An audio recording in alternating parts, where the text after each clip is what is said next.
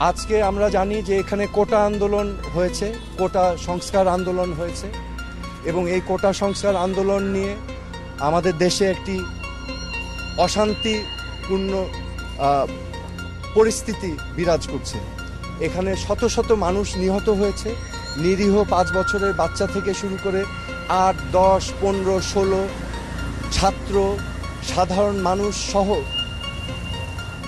অনেক মানুষের প্রাণহানি হয়েছে এবং এটা আমাদের সবাইকে ক্ষত করেছে, আমাদের বিবেককে নাড়া দিয়েছে। এই দেশটা তোমাদের, এই দেশটাকে তোমাদেরই করতে হবে। It is your responsibility. Do not lose hope. সামনের দিক ভালো দিন আসবে, হোপ আশা ছাড়া যাবে না। এই দেশটা তোমাদের সম্পদ, তোমাদেরই করতে হবে। তোমরা ন্যায় পথে থাকবে, সত্যর পথে থাকবে, অন্যায়ের বিরুদ্ধে প্রতিবাদ করবে। আমার কোনো পদক্ষেপ কর্মসূচি নাই, আমি আমার বিবেকের তাড়নায় এসেছি। যেটা আমি দেখছি চারিপাশে মানুষ যে প্রশ্নগুলো করছে, যেই জবাবগুলো চাচ্ছে, আমি সেটাই জানতে এসেছি নাগরিক হিসাবে। কিন্তু আমি বলেছি আমার একটা পরিচয় আছে, এই দেশের উপর আমারও হক আছে এবং সবার হক আছে। এখন আমি একজন সাধারণ নাগরিক। আমি আজকে এই ব্যাকগ্রাউন্ড এবং একজন সাধারণ নাগরিক হিসাবে আমি ডিবি অফিসে এসেছি, কারণ আমি বাংলাদেশের সকল মানুষের মতোই বাংলাদেশকে নিয়ে উদ্বিগ্ন বোধ করছি।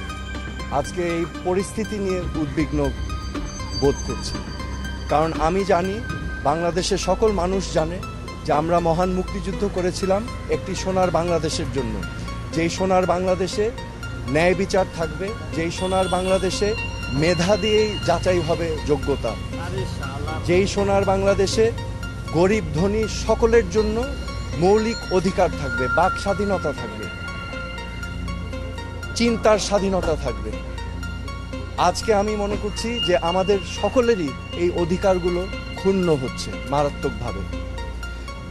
আজকে আমরা জানি যে এখানে কোটা আন্দোলন হয়েছে, কোটা সংস্কার আন্দোলন হয়েছে এবং এই কোটা সংস্কার আন্দোলন নিয়ে আমাদের দেশে একটি অশান্তিপূর্ণ পরিস্থিতি বিরাজ করছে।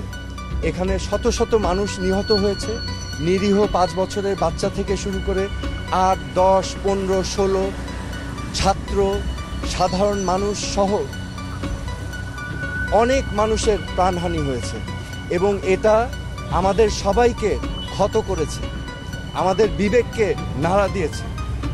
এই বিবেকের নাড়ার কারণেই আজকে আমি ব্যক্তিগতভাবে ডিবি অফিসে এসেছি।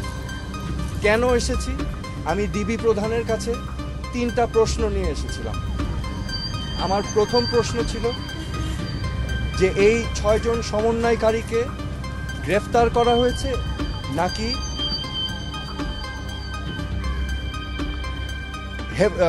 সেফ কাস্টাডিতে নেওয়া হয়েছে। দ্বিতীয় প্রশ্ন, যদি অ্যারেস্ট হয়ে থাকে তাহলে আমার কোনো প্রশ্ন নাই, আমার কোনো দাবি নাই, কিন্তু যদি সেফ কাস্টাডি হয়ে থাকে তাহলে আমি তাদের সাথে দেখা করতে চাই। ডিবি প্রধান আমাকে পরবর্তীতে ঊর্ধ্বতন কর্মকর্তার কথা বলে উনি আমাকে জানিয়েছেন যে এই 6 সমন্বয়কারী যেহেতু তাদের নিরাপত্তা নিয়ে উদ্বিগ্ন ছিল, সেই কারণে তাদেরকে সেফ কাস্টাডিতে নেওয়া হয়েছে। এই কথা শুনে আমি প্রশ্ন করেছিলাম যে আপনারা কিভাবে বুঝলেন যে তারা উদ্বিগ্ন তাদের নিরাপত্তা নিয়ে? তারা কি আপনাদেরকে জানিয়েছিল, রিকোয়েস্ট করেছিল? আমাকে তখন তিনি জানিয়েছেন না, ওনারা বুঝতে পেরেছেন মনিটরিং করে।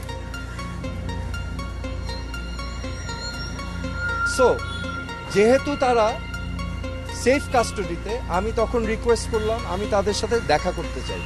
তো প্রতি উত্তরে আমাকে জানানো হয়েছে যে দেখা করতে চাইলে ঊর্ধ্বতন কর্তৃপক্ষের পারমিশন নিয়ে আমার দেখা করতে হবে তাদের সাথে। আমার তৃতীয় প্রশ্ন ছিল তাদেরকে কখন সেফ কাস্টাডি থেকে মুক্তি দেওয়া হবে। এই প্রশ্নের জবাবে তিনি বলেছেন যে ঊর্ধ্বতন কর্তৃপক্ষ যখন ওনাকে নির্দেশনা দিবেন তখনই ওনাদেরকে ছেড়ে দেওয়া হবে। সো আমার প্রশ্ন এখন, সেফ কাস্টাডি আমার জানা মতে একজন নাগরিক যদি রিকোয়েস্ট করে তাহলে সেফ কাস্টডিতে নেওয়া যেতে পারে, কিন্তু রিকোয়েস্টের বাইরে যদি কাউকে সেফ কাস্টডিতে নেওয়া হয়, এটা কি আসলে সেফ কাস্টডি না এটা অ্যারেস্ট? তো এটা হচ্ছে আমার প্রশ্ন। এখানে আমি আপনাদের সম্মুখে স্পষ্টভাবে বলতে চাই, এই ছাত্র আন্দোলন, কোটা সংস্কার আন্দোলন নিয়ে যে সকল ক্ষয়ক্ষতি হয়েছে, ক্ষয়ক্ষতি কিছুই না। ক্ষয়ক্ষতি কেন কিছু না? এই ক্ষয়ক্ষতি যে সম্পদের ধ্বংস হয়েছে সেগুলো তো জনগণের ট্যাক্স দিয়েই করা হয়েছে, এগুলো জনগণের সম্পদ, এগুলো হয়তো ভবিষ্যতে আমরাই আবার গড়ে নিব। কিন্তু একটি প্রাণ যেটা আমরা হারিয়েছি, একটি প্রাণও কি আমরা ফেরত পাবো? এই প্রাণ কি ফিরে আসবে? আমাদের মনে রাখতে হবে মুখ্য জিনিসটা কি, প্রাণের মূল্য কিন্তু কোটি কোটি কোটি কোটি কোটি টাকার থেকেও অনেক বেশি, অমূল্য।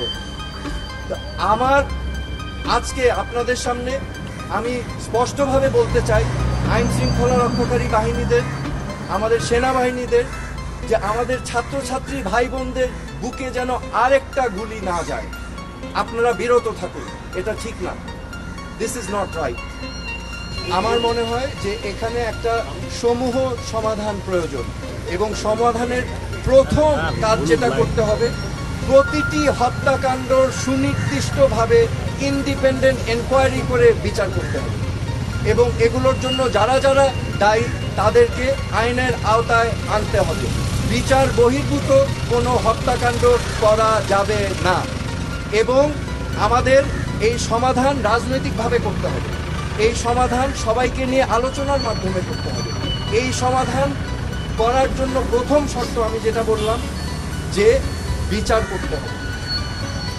এই প্রাণহানির, প্রত্যেকটা প্রাণহানির বিচার করতে হবে, এবং যারা এটার জন্য দায়ী তাদেরকে আইনের আওতায় আনতে হবে। তারপরে আলোচনার মাধ্যমে সমাধান করতে হবে। আমি তীব্র নিন্দা জানাই এবং প্রতিবাদ জানাই।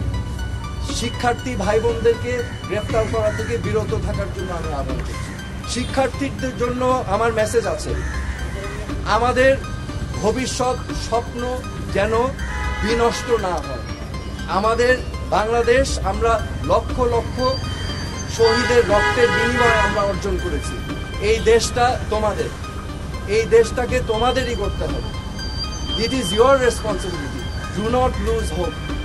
ওকে? এবং সামনের দিক ভালো দিন আসবে, কিন্তু এখন কষ্ট করতে হবে, হোপ আশা ছাড়া যাবে না।